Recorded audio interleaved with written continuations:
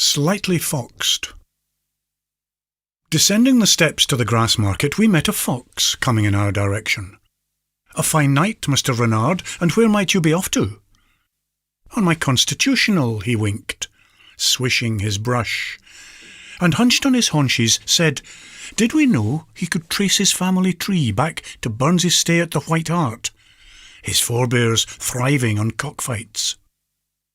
Before regaling us with a whole string of anecdotes, such as Southey saying of these slab-like lands, how you might smoke bacon by hanging it out of the window. Or so I like to imagine. In truth, he just trotted past, no hounds baying or scarlet-clad huntsmen hallooing towards the castle, leaving only his scent behind. Enlivened by the capriciousness of the encounter, we quickened our stride, not to be late for shore poets.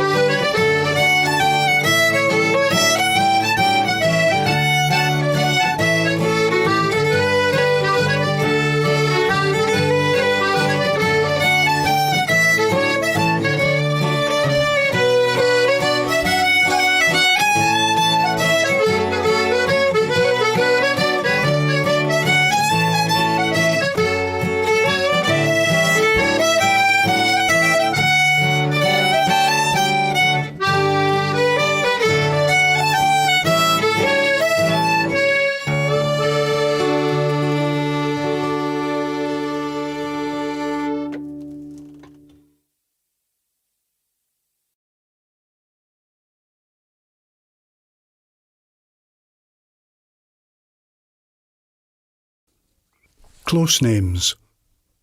Fish Market Close and Flesh Market Close, preserved down the centuries, still strike a chord, like old Tolbooth Wynd, and the long-gone Luckenbooth stalls, their silver hearts intertwined.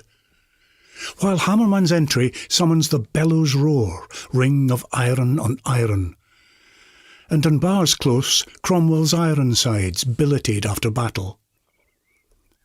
Sugarhouse Close and Bakehouse Close boast their own past and function, not quite Dippermouth and Porterhouse, conjuring up images of New Orleans cutting contests and tailgate trombones, but suggestive of a distinctive music resounding in the Royal Mile throughout Scotland's history. Theirs a ground bass of a different kind. Now jaunty, the banners streaming, now plucking the heartstrings like the blues, in the realisation of things lost, the end of an auld sang. As with the blues too, a lingering undertow of loss and deprivation. The start of a new age, Yet the city's division into haves and have-nots, never more discordant than today.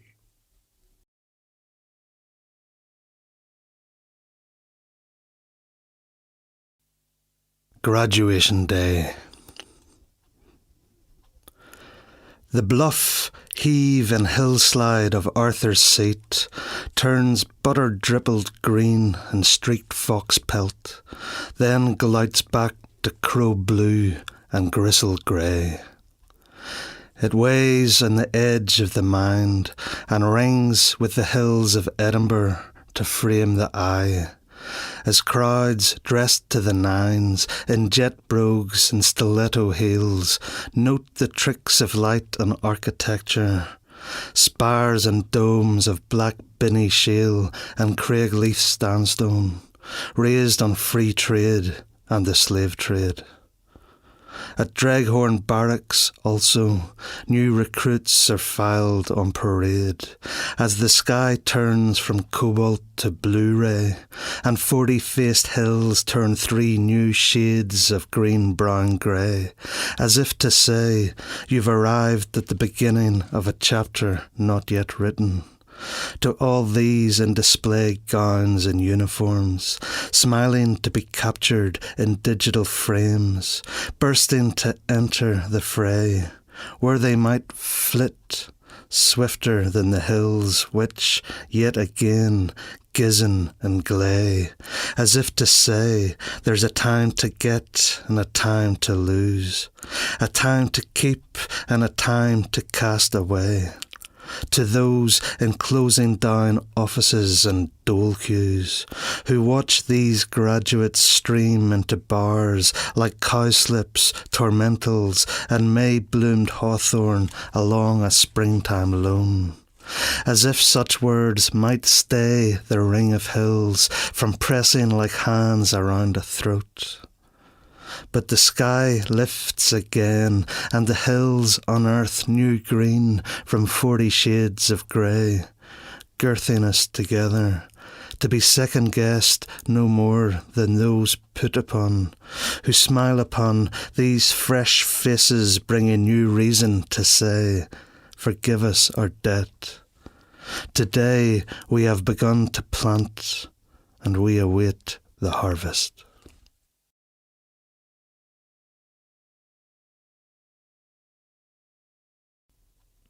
Maryhill Road, June 2004. He was dancing, he was swaying between the foy and the pavement. What an arsehole, said the Janny. The state of it, cried a wifey, whose prerogative was complaining. I don't need your patronising expletive euphemisms, warned the dancer, with a swagger, more a stagger, between the swing doors slammed for the umpteenth time on uninvited, maudlin patter. Let him stutter, let him stoat, let him remonstrate and boke. We don't need that rubbish on a Monday night. Can't move in the street for wreaths. Don't need that shite. So he sat on the step, affronting the humid passers-by, whiled away a while while inducing bile and rile. How vile do you get? Yes, that's where he sat, not on a mat or on his trolley, till his wee boy came out of the cubs.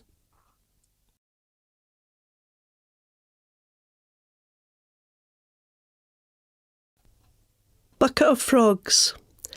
You and me heading for the pub in the full heat of the midsummer sun, then a bucket of frogs waiting for a bus.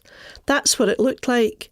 No one else about, just you and me heading for the pub and a bucket of frogs, squatting on the pavement in the full blaze of the midsummer sun. More rare in Scotland than a bucket of frogs taking turns to try the high jump to freedom.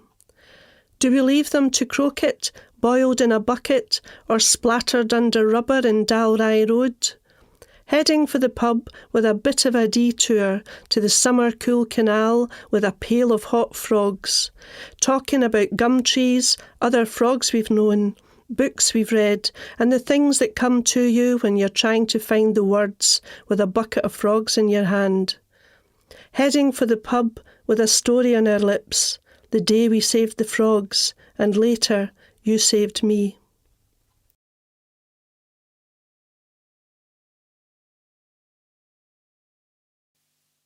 Canal Street Cafe. cafe is empty except for me and the person who brings me a mug of tea. He is tall, speaks slowly, has a foreign accent I cannot identify, and an exquisite jawline.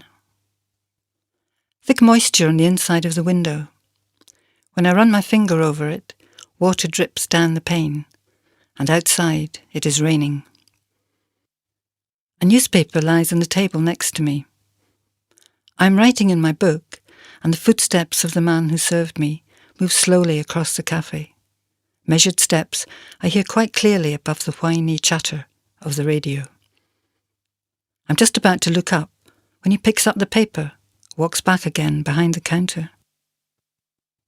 I left most of the mug of tea, not because it tasted bad, or I didn't like the mug or the radio station, or because the sound of the knife being sharpened grated on my ear. No, I left because I was late for an appointment. That's why I didn't drink the tea. It had nothing to do with that haunting jawline.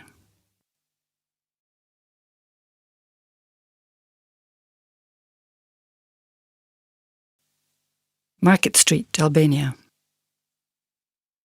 The street is crowded in the mornings, coloured dresses hanging outside shops, metal pans flash sunlight, voices rise and fall, a shout of greeting, women's laughter, then the warble of a songbird.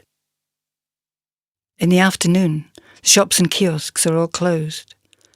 A thin cat hesitates in front of delicate, wrought iron gates leading to a garden with a palm tree. The house is shuttered, silent in the heat. The cat slips through the gap between the railings. There is no shade of tree or awning in the empty street. Even the caged bird song is paralysed with heat.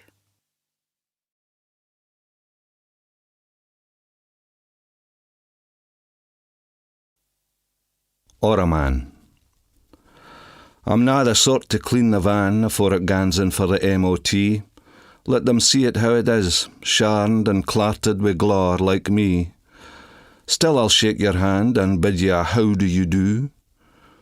I hae establish it ownership i' yon fallen oak for your fire. I'll deliver it round the morn, a ton o' logs sawn and next. Meantime, here's your kindling. That's me, recycle a coffin. When the grund's turned o'er, I'll clear your attic, your cellar. I'll lay down the foundation for your what'd-you-cry-it, extension. I'll repoint this wall, fix yon fence. Then I'll start on the rewiring. The only advertising I need, the mobile number on the van. And word of mouth, pass it on. My invoice comes handwritten, village primary school copper plate, in a English the courts understand.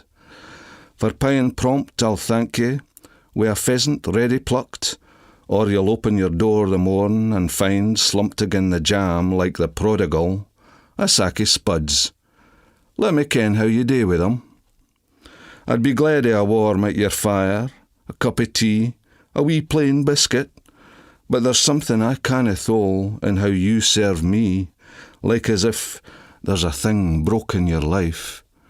It pains me, I canna mend that.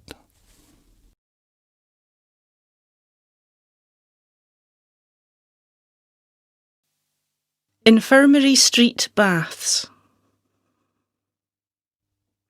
They were built in 1895, when it was still believed that cholera was caused by dirty paupers, not tainted drinking water. Calling them public baths got across at once that they were meant for the municipal cleansing of the working class. When I swam there, almost a century later, my immersions were only ever recreational. Back in my shared flat, I had a bath, toothbrush, soap, not to mention the local launderette and the NHS. So I never had call to go upstairs, till an open day, long after the baths had closed and the old Victorian building been revamped into the Dovecot Tapestry Studios. Leaning over the railings of the upper gallery, I looked down into the drained basin of the pool.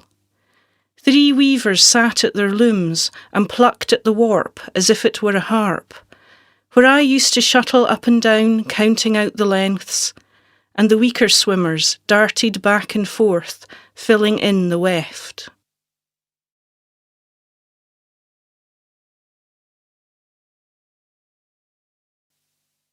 Handprints.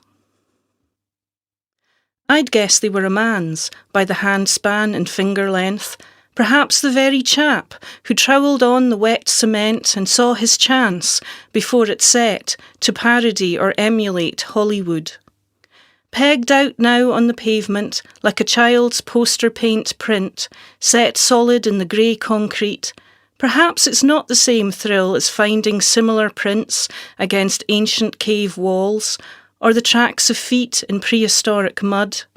But whenever I turn this corner, sun-kissed or frost-pinched, I'm greeted by a pair of open hands, outstretched, the rain collecting like an offering in the hollows of the upturned palms, the impression of someone waving.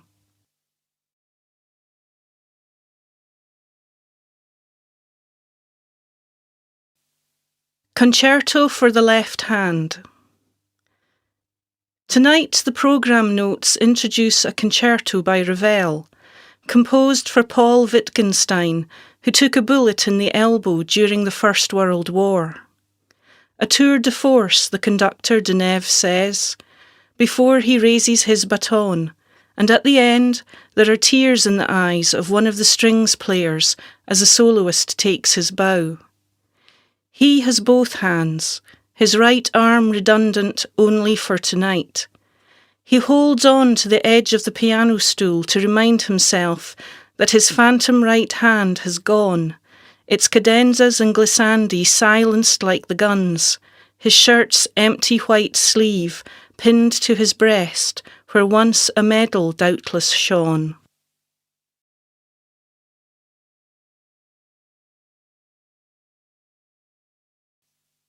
A Bird in the Hand. In his studio, Matisse, an old sultan in specs, sits among cages, a white dove clasped in his left hand, sketchbook propped on his knee. 3 other doves out of their cage pose unnoticed by the artist, looking this way and that, they're extras, a nice ornament, top right.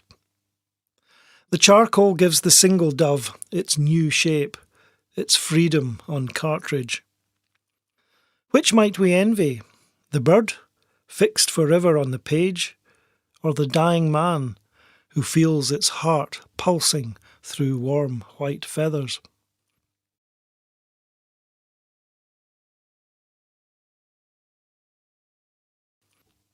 Dog sitting in Stockbridge.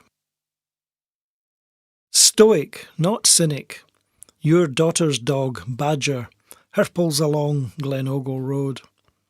You can see where dogged comes from. He lifts his head to stare at invisible foxes in the academy undergrowth, sniffs walls and posts for the latest news, lavishes more attention than it deserves on a scraggy plant by the snaky path. Bits of him don't work. He has to be wheelbarrowed up the Dunrobin steps, have his haunches held over the Bell Place Bridge, rewarded with biscuits after every pee and poo. The cartoon persona, the skewed ambling, the whinging rug with the baleful look, the deafness to commands, the interrogation of objects. He's really an early Greek philosopher transmogrified into a woolly licorice allsort.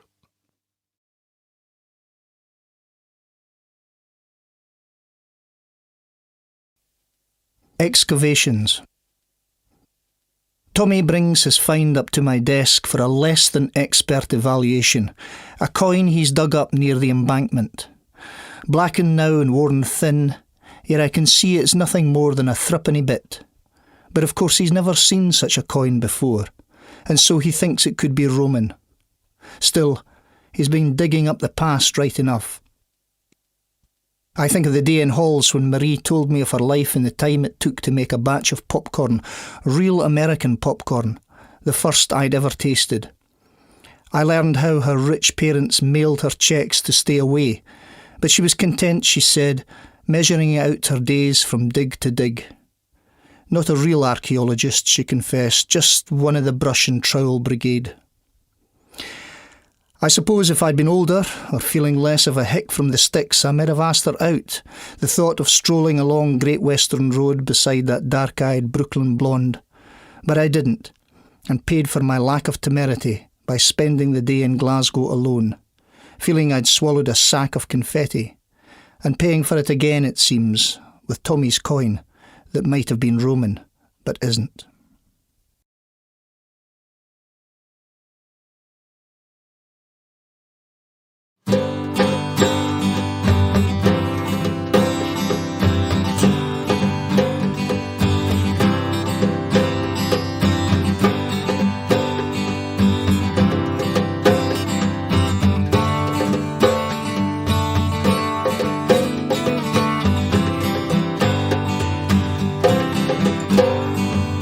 This must be yours, you asked for it. Got your name on it, and it fits like a glove. This must be yours, I've worked at it. Forged in the fire, forged in the fire, constructed from love. Write me a story and put my name in it. Put my name in it to remember me by. So this is for Rory, a song, not a story. Your name's set in it, your name's set in it, to remember me by. Shining light in the darkest night, gentle touch at the end of the day. A diamond mine in a deep dark ocean, won't have it any other way. Songs for my best girl, and she took some finding. I don't need reminding how it was in the past.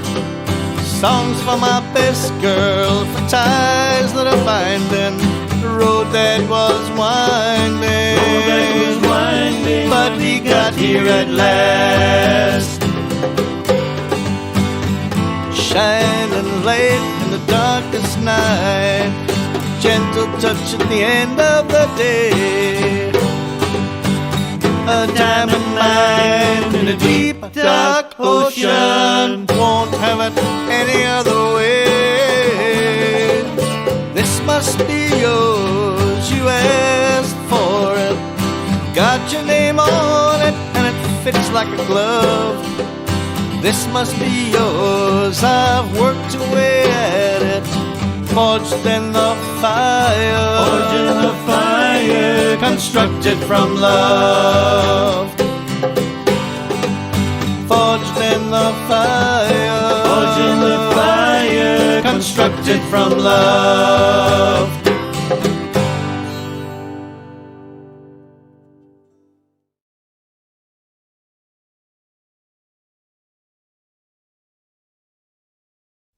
The Backward Spring, for Jonathan. Cold wind shrinks rain puddles. Stars glint beyond a watery, unstable sky. Day breaks. The season roots and reaches through the earth, busy about so many births. Buds push to blossom, though some lie buffeted from trees before they bloom, close curled and cool in thickening grass. His absence alters all the uses of this room, where untouched toys lie silent and entranced, awaiting curious hands to lift the spell. I dress here now, and as an amputee consents, the limb still there although it's gone, so twinges of awoken love distress this dullness, and subside to bleak certainty. There is to be no natural pride, no rich language of reminiscence, just a small ghost peddling air, stomach distended with milk, whose folds of flesh were fattening, whose vanishing cancelled all our care.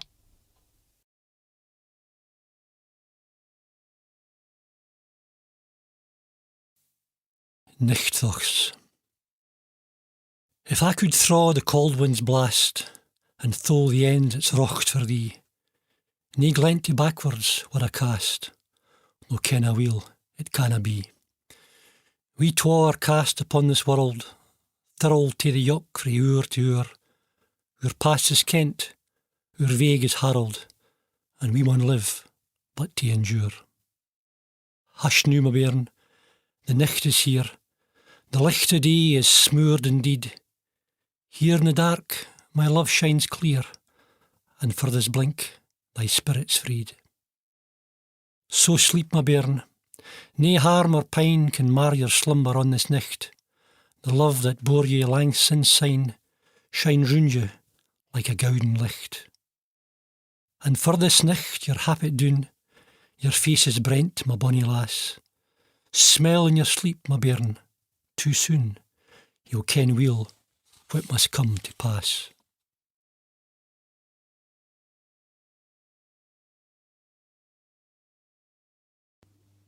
Letter to my unborn child. Someday you'll want to know, and I might not be here, so this is how you were made. It was a soft night near the back of June, clear for a change, no rain. Old women were out gathering healing herbs, fennel, dog rose, and rue. Bonfires burned on all 7 hills. Drunken young men leapt through the flames. Down in the bogs, the foxfire glowed. Will-o'-the-wisps edged the meadows. In our bed, my wife laughed out loud at the loving pleasure of being a woman. Like any man, I suppose, I was proud, and we fell to our sleep, both smiling. You were created of passion and magic in Scotland on Midsummer's Eve. Here in the north, that augurs you special. Your mother and I believe.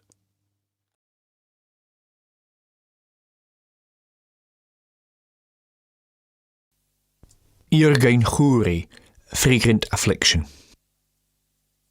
Is meer a hugle taxe eer met een asluk, oese, a daadjes ra tannel, a chloasak, ieder de hoger nekne van Jesu a gattel. Taluk, gan fake gasoer, maar gebouw na goon over gaku gaan, genis nach skanjuk, schecheren, suivnach ersoin, na miele plei krooi. Ach a schau, get nach gleer, ach toomsje je boon, van het tussen looi, nam chynlein, nam chusrin en roge, sachus goed na taljach, chachus na foog, ach meundrin, lem heen, stuvoom. Groping with the help of dream fragments, you, the place where your breath was, the pillow on which your spirits were caressed under the spell of sleep, your smell, kissing me anew, as if you left it for me on purpose, in case the gentle wanderings of our slumber should splinter into 1,000 hardened particles. But here, although only glimpses of them are fully retained, you will remain, my darling, your redolence in my ardent veins, and nothing can blemish nor make cold your beauty, except my longing and you gone.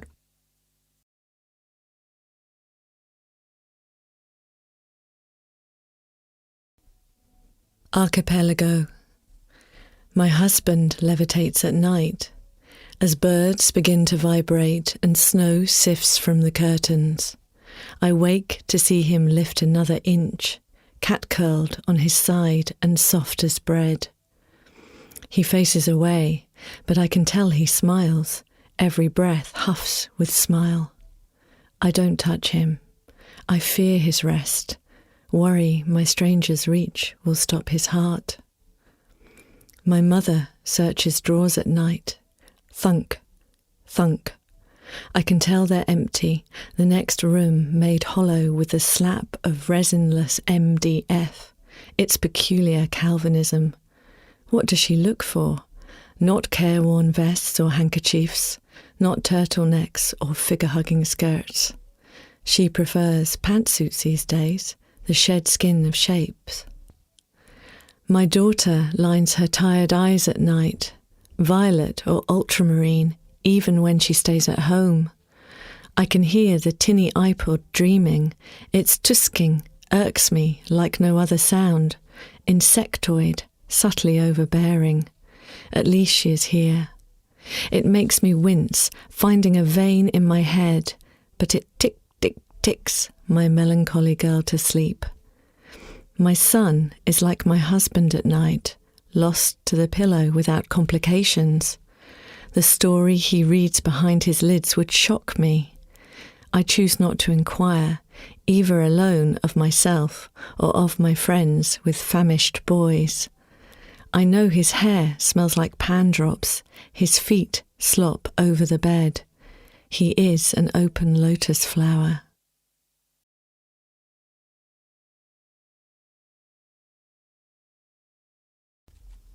Potential. You remember how you loved those lessons in physics about energy and acceleration. Men like sticks standing at the tops of cliffs or stairs. The stunted, awkward trolleys that collided or shunted sadly down a ramp after an explosion. The strips of ticker tape that flowed on like threads unravelling. Everything was movement, heat, or hidden force that hung suspended just by standing still. So now it's strange that you forget the hill you struggle up has heat inside it that's lost to you forever, and climbing's not a movement forward, but just a way to stall the inevitable, endless capacity to fall.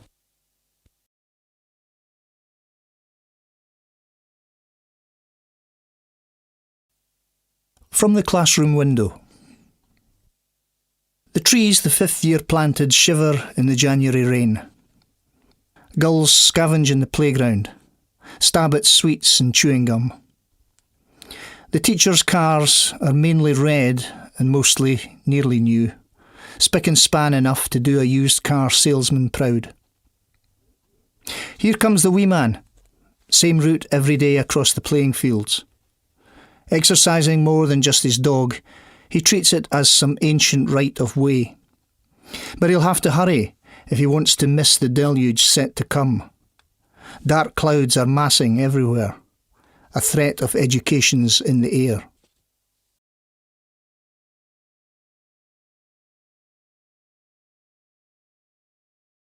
The severed tongue. Where's they going, Grampy?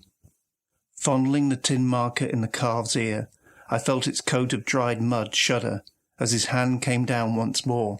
The thwack sent it skidding up the planks like a potted billiard ball. 20 years later, I can't grasp that tongue, can't get a hold of the skull between two firm hands and prise it open.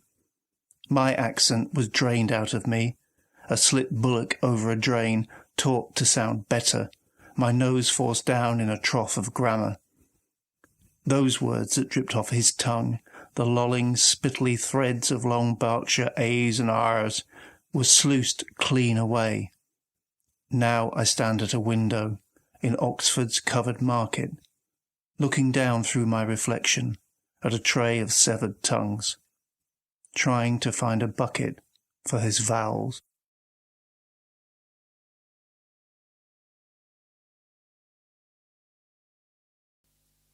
A joy to behold.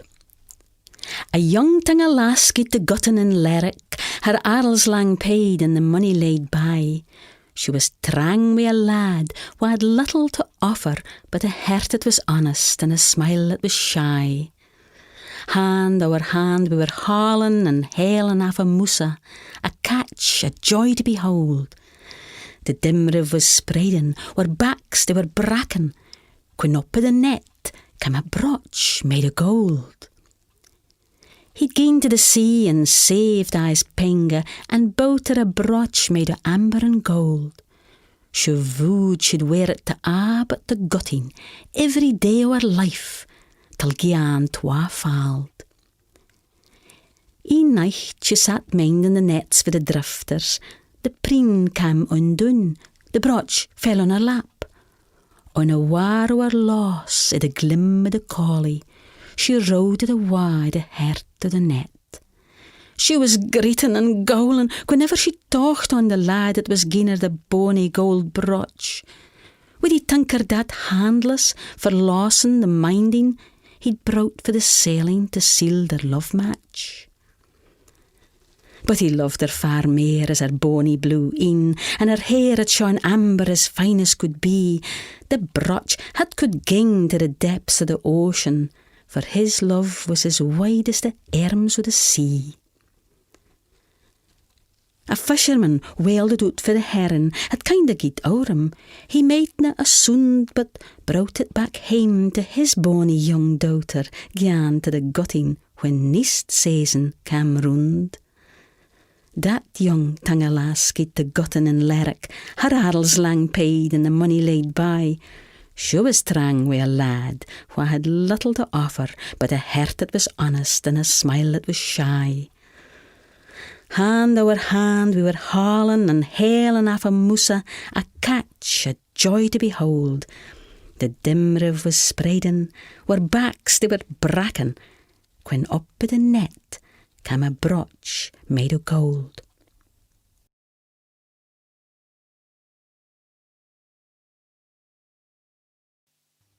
The Forgotten Cherub.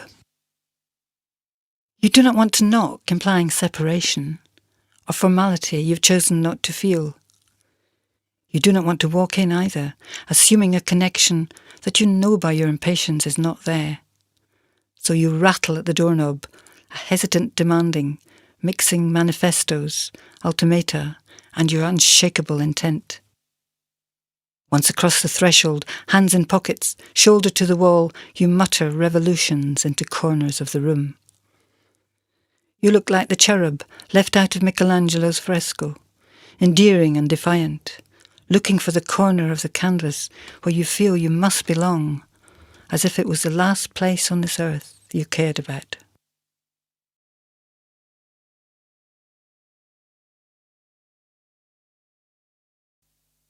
Keys. Departures entail the handing back of keys you only ever borrowed, even if the place was nominally yours.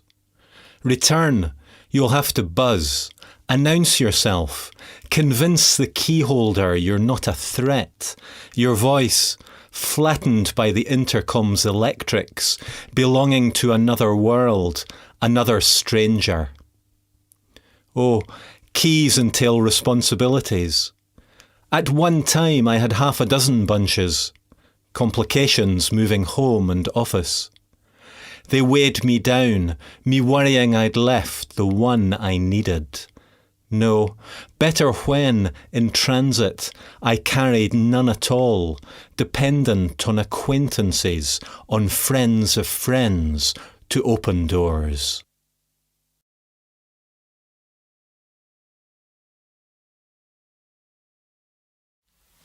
For us a silence, as a weight shaken off.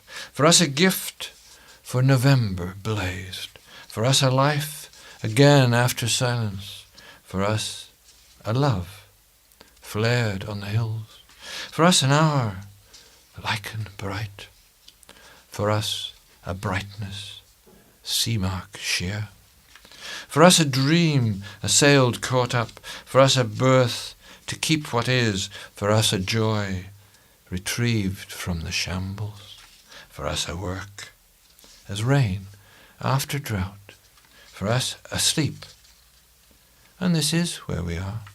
For us a time, apparent full. For us a moment of release. For us a day, with no need to reply. For us a look, so they can't take away. For us a dance, brimmed and to spare.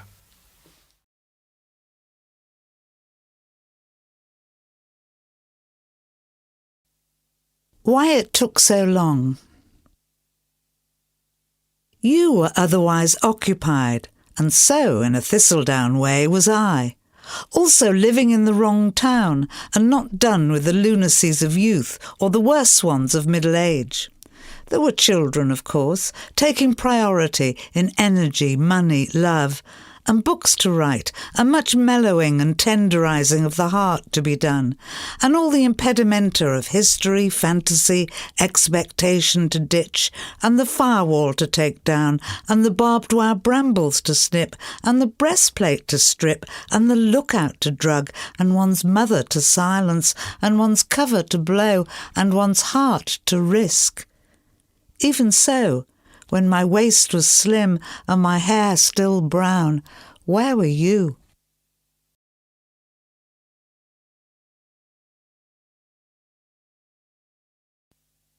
Application. Oh, let me be your bidey in and keep you close within, as dear as kith and kin. I promise I'd be tidy in whatever bed or bunk you're in. I'd never ever drink your gin. I'd be your multivitamin. I'd wear my sexy tiger skin and play my lovesick mandolin. It cannot be a mortal sin to be in such a dizzy spin. I'd like to get inside your skin. I'd even be your concubine. I hope you know I'm genuine. Oh, let me be your bidey in.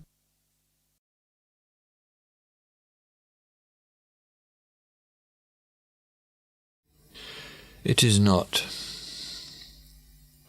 It is not the size of the peats, nor their number, nor anything particularly remarkable about their shape or their quality that sustains a fire, but it is their continued placing, without fuss and in due sequence, around the centre of the hearth, especially at morning and at night, so as not to starve or scatter or smother. Thus it is with our affection. Decide to put it out, if you choose, but don't let it die for lack of a little ordinary care.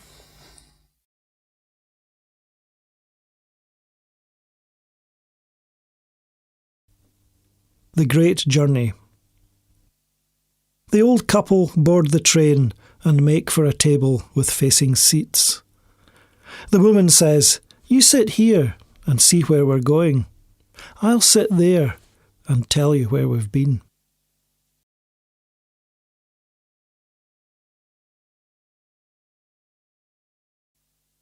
Dressing mother. I help roll her stockings over her feet, then up to her knees. She's managed her dress, but I free her fingers from the sleeves. Before the mirror she rouges her cheeks, combs her thin curls, hands me a bow. It's scarlet and goes on a ribbon I thread under her collar and fix with a hook. Over an hour to dress her today.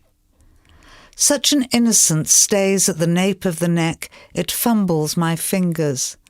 I see her binding bands of scarlet at the ends of my plaits and fastening the buttons up my back. Now look, she's dressed as a child off to some party. I straighten her scarlet bow and don't want her to go, don't want her to go.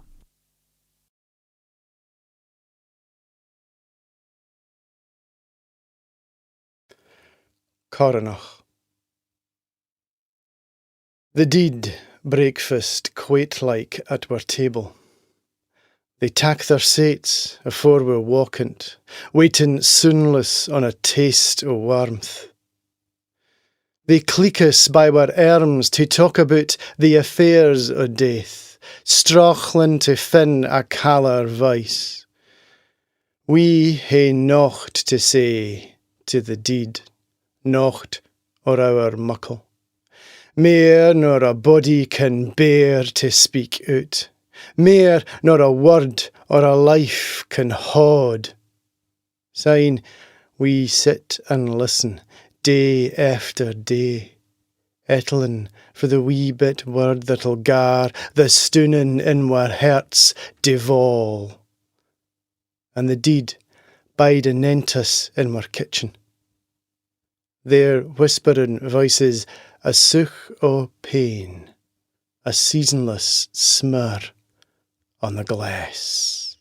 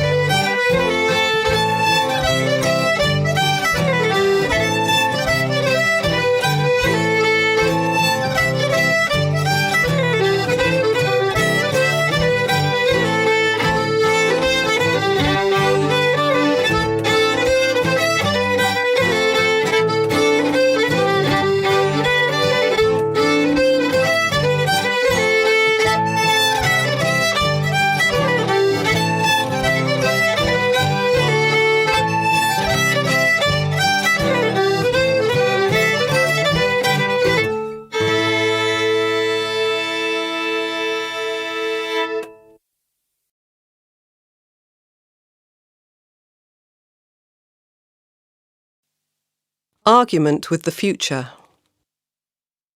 You say you are like life, but you are always one step ahead, your tight track ribboning behind you. Life masterminds nothing. Life says, here it is, and the here that is makes love on silk or shrieks under torture. Here it is, says life in the same soft voice.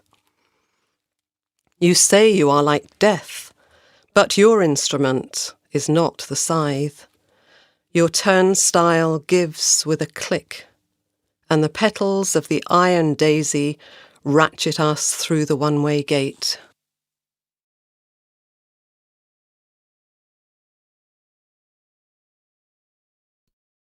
Love lines.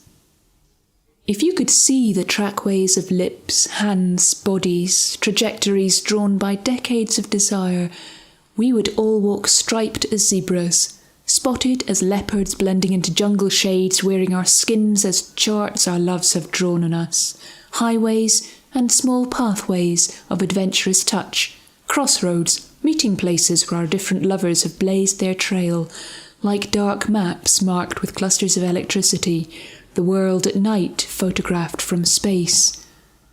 We would go illuminated as Christmas trees, bearing crossfires of lightning strikes, starburst scars of the great conflagrations.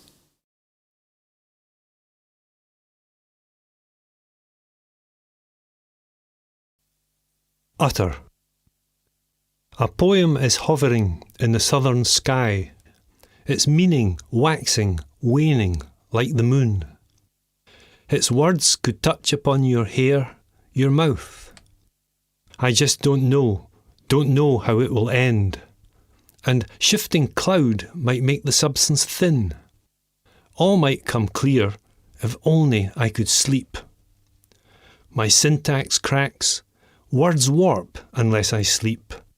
Yet, when day fades, I'm drawn towards that sky and stars which punctuate while light gets thin. Then I discern the crack across the moon. I must just trap beginning, middle, end, feel syllables evolve deep in my mouth. But an aftertaste like panic fills my mouth, and there's no lullaby to induce sleep. A single singing line would serve to end the sense of senselessness. Give me the sky and bring me, please, the mystique of the moon, for me to make your perfect poem. A thin, insistent voice says no. The air seems thin, my breathing slight and slow. My open mouth would swallow down that cold November moon, but miracles don't come, nor soothing sleep. Your sonnet tells of geese across the sky, cycles and seasons, the world without end. Right now, my poem is only glimmers. Ending now might stop my patience wearing thin. I turn my back against the darkening sky, erase all images, then hush my mouth. Would I then descend into silent sleep? Could I then resist the pull of the moon? I have my doubts, and perhaps no choice. Moonlight pervades this room. I brood on an end, recall the beginning. There's time for sleep when the lines are complete. The bone-thin fingers of dawn draw near. And from my mouth, my tongue, the words will fill my hungry sky. You are my moon. When all of life seems thin, love near an end, let your mouth touch my mouth. Utter the poem, speak the stars, breathe the sky.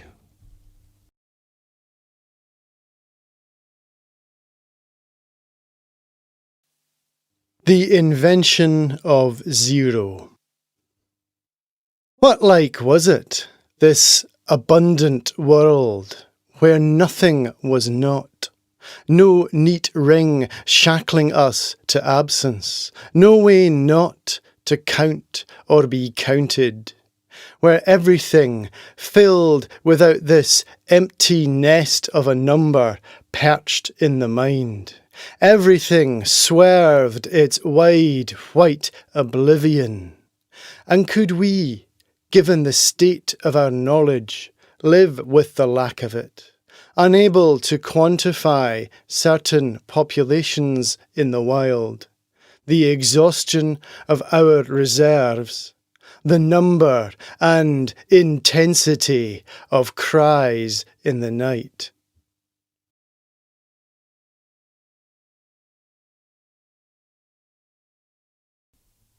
Converts. We dream of banana trees, a rummy sun round doubloon.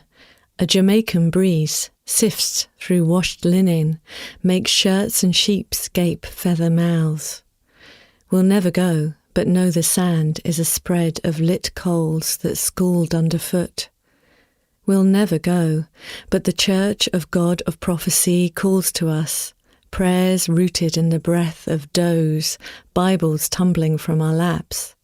Wake up! This antiseptic world shows a little colour, an inkling. Here, gold, and here, selves. Slow to be reborn, but it happens. As soap slides off the roof, hens stir in the barn, everyone about to lay. We dream of hummingbirds, new hatched and clucking, crimson tongues. We dream of banana trees, a rummy sun on the turn, our heads aflame with psalms.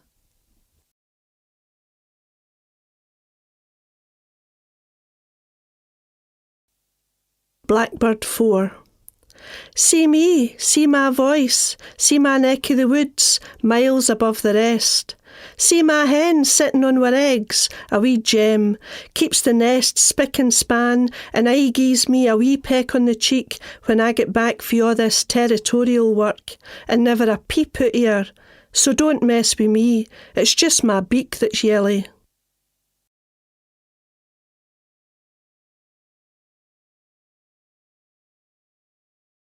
Grey wagtail.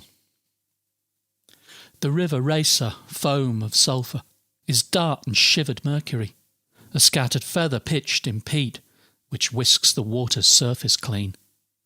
A never still, a bobbing weave, a flight and dance, a flip of tail, its tick tricks time, alarmed and shrill, is chasing after waterfalls. Then up and gone on undulations, a shallow trace of wings and air, a shadow left on deeper reaches, a moment's fire of fight and life. And left, a woodland's damp is hanging, awaiting echoes from the streams.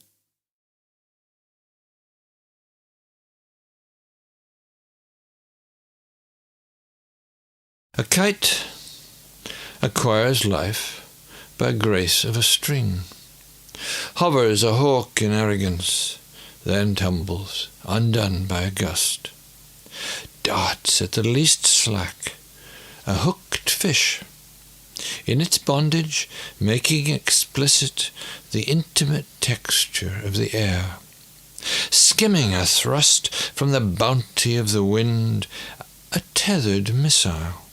It swoops to display an energy not its own, yet flourished in a paper tale, and tugs at my hand, pleading to rise, that would fall were I to release it.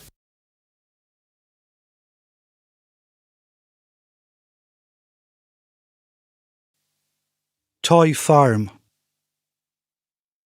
Flanked by wooden trees, the plastic Frisians stand and stand.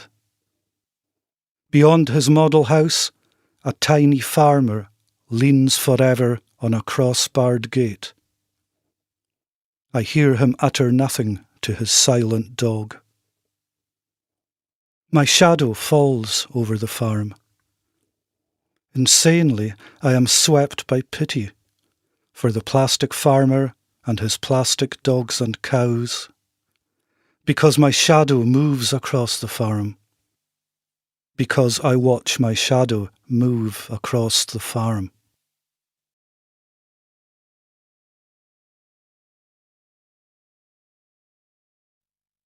Rain Boy.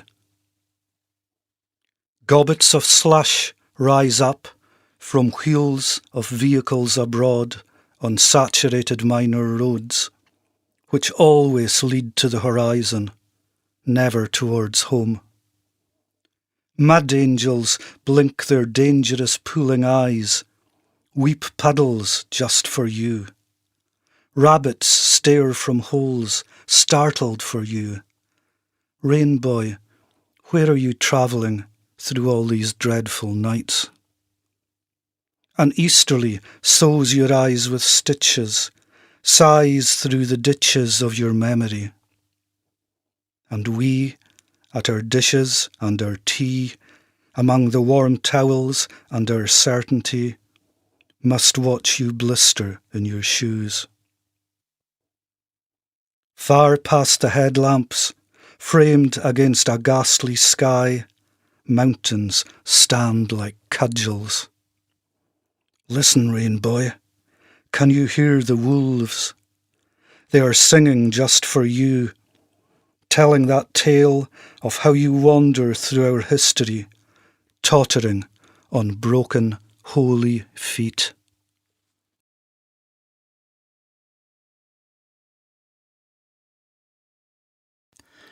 One for the road.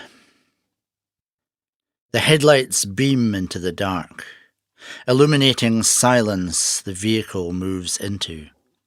Distant till it Dopplers past, a fan of light that breaks upon a sky so full of stars, it's nothing but the swipe of us, intruding for a moment on the pitch of night, much as a match flares till it's shaken out, or as we try to make our mark, but stumble, spill its substance, light up our surroundings only briefly, see there's nothing more than we'd steered into, find we're fumbling for the map.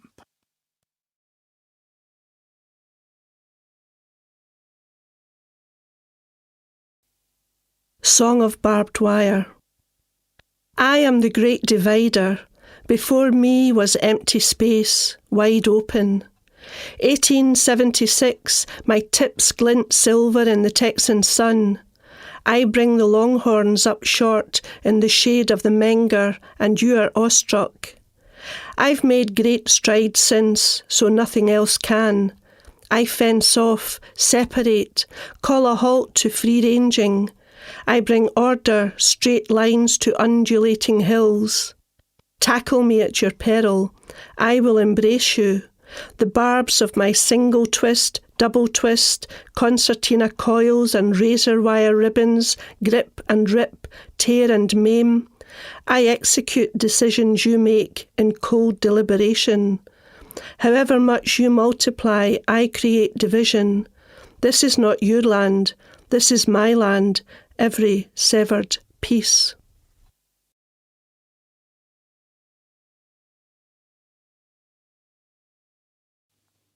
The Lilac Thief. She is aghast as I explain that once each year, just about now, I drive slowly through the neighborhoods, casing likely targets, and when I find one, I park just across the street and walk over with a great inner calm.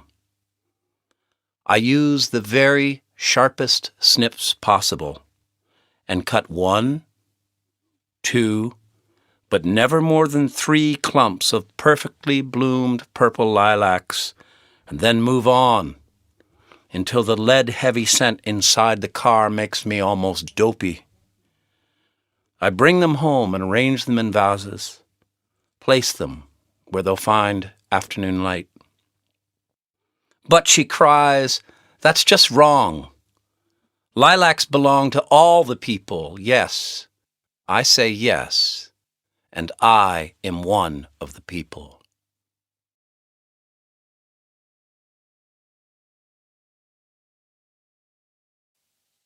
English rain. I want today to close with English rain tapping on my window in the 4 o'clock gloom. I want Wellington boots, damp coats in a hallway, and to fight from a warm room against a screaming sea wind to the poached, puddled gateways of fields where mud-flanked cattle wait at winter's end for hay. I want trousers soaked to the thighs from walking in the long grass, in fine misty rain that doesn't fall, but fastens glistening droplets to my clothes and skin, and to listen to the sucking sounds of meadows as they drain. I want to come home early from work in the afternoon because of the rain, and sit with a book by the fire and hear the words, "Attention all shipping," and glimpse pale blue through broken cloud, and hear brown water running loud through the streets of the village during a lull in a 3-day gale.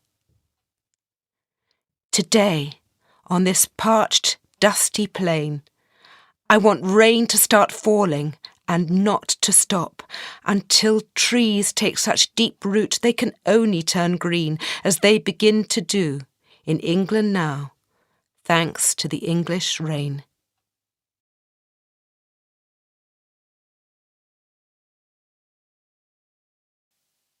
The Osteopath. I drive stiffly through the rain to Auchterarder, with you beside me reading everything you can about the First World War. Your right hand rests on my left thigh, dips as I change gear, or leaves a sudden coolness there on the muscle when you turn a page. I wince and stick my belly out in pain. The wipers sweep and click like metronomes until I kill the engine and leave them frozen, 2 blackened skulls of herons or bayonets fixed parallel in the middle of the glass. You stay there reading as the windows mist and the drips fall in bunches from the oak I've parked under, and I limp away into a room where a skeleton hangs by the fire. The doctor digs his fingers in my knotted flesh. The sound of my joints popping is like distant gunfire, or splashes tapping on a metal roof. Later, when I slide into the seat beside you, I feel like a stone coaxed across a frozen loch that shoulders through to kiss its lonely twin.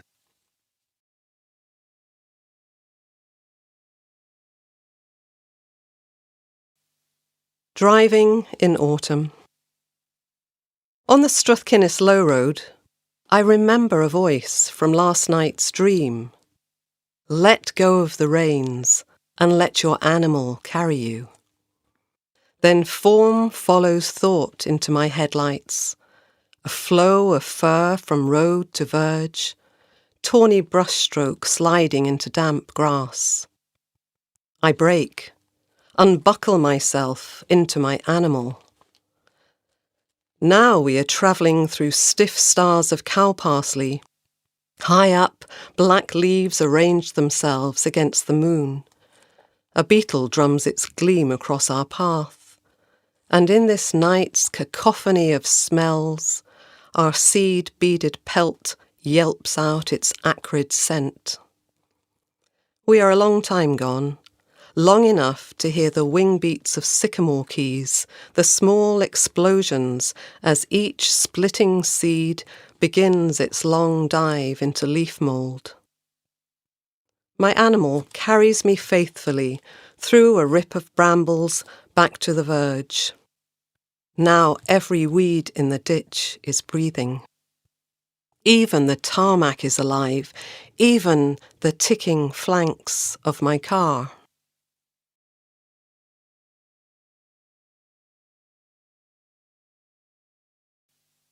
On the flyleaf of a monograph on Eve Klein. Stack Polly, Wester Ross. Once you leave the A road, the pelting rain starts to ease. Patches of, at first, the palest blue spread and intensify. Still, you assume it won't last. Pull on the serious waterproof switch, barely into the ascent and far too hot, you discard. You climb until shades of meaning, grasses and the vivid purples of late summer flowers, pass, and there is only the fissured, slowly collapsing rock. This is as high as you're going to get, though cliffs rise above you. Here you're still mobile and need no specialist equipment. You look on moor, loch, sea, a single-track road snaking west, and your eye picks out a car making for the coast, which might, it's hard to tell, be blue. And a shrine, though maybe you just imagine this, dedicated to St. Rita, patron saint of the impossible, set against the tumbling pebbles of the long Atlantic. Volare, oh, cantare, oh. Reception, despite the mountains, is clear, and if the vehicle shimmers through the birch's uncertainty, the sky is unambiguous.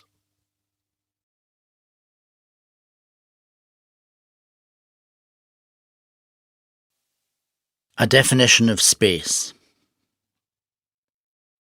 Perhaps it is enough to walk along these edges, gather stones and send them skimming over water, till each ripple copies and recopies, spreads still further from your gaze, and the stone sinks deeper, out of reach.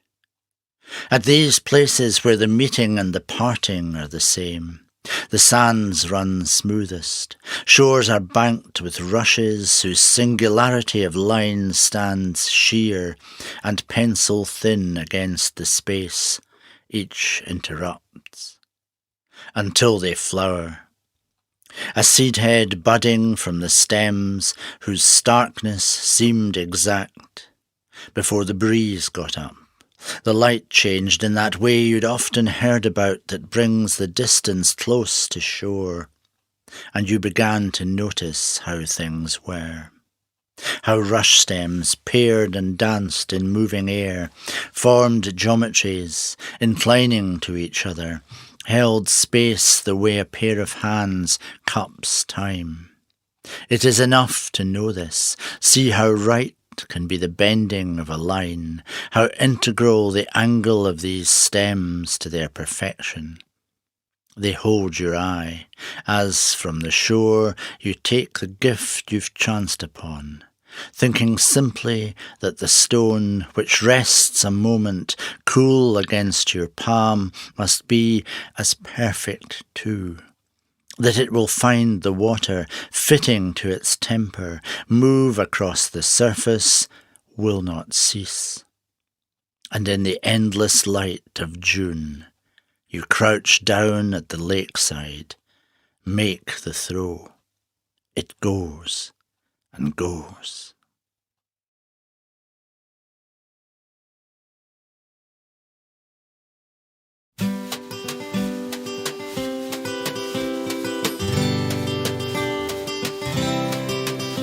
Oh, the first time I saw you, I knew it was trouble, that the boys in the band would soon play out a tune. But I wanted to dance and with you as my partner, and your footwork was fine as we waltzed round the room. Oh, we don't need no band, we don't need no band leader, we don't need the dance floor that can turn out the lights.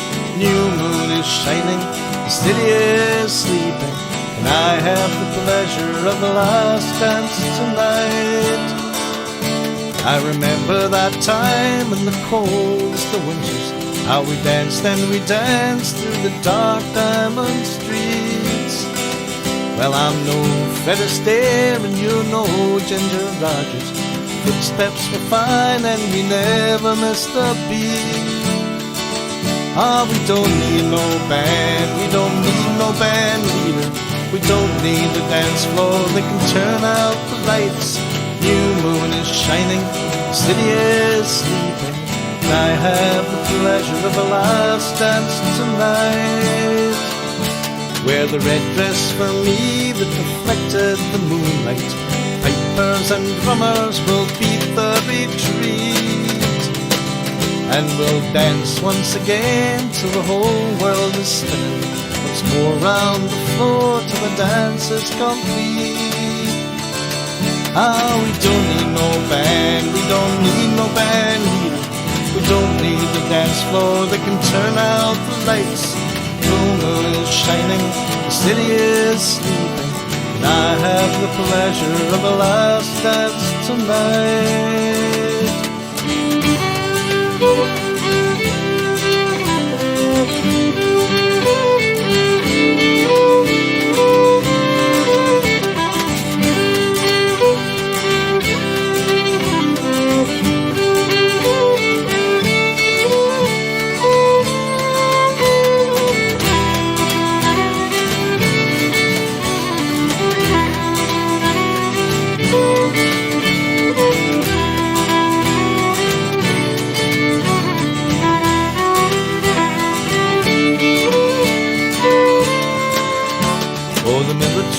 Two-step and stripping the willow, hornpipes and reels are the dancer's delight. The lady makes choices, the gentleman's pleasure is to stay here and dance with you into the night. The lady makes choices, this gentleman's pleasure is to stay here and dance with you into